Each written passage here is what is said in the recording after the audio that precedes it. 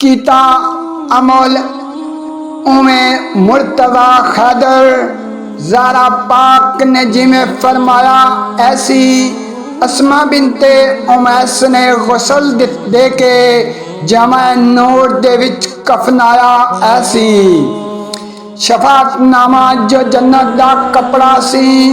ओ भी कफन दे अंदर रखाया ऐसी लैके टहनिया कपड़ा पा उत्ते पर्दे वाला एक डोला बनाया ऐसी पूरा पूरा वसीयत ते अमल करके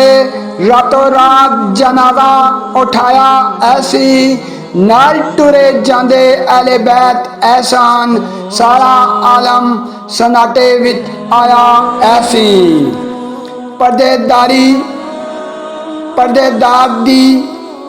डोली दे पर्दियां ते पर्दा रात ने नेरे ने पाया ऐसी कर कर जारियां थके असनैन एहसान दर्द सीने अंदर दबाया ऐसी पाक सईदा तैयबा ताहिरा दा मौला अली जनाजा पढ़ाया ऐसी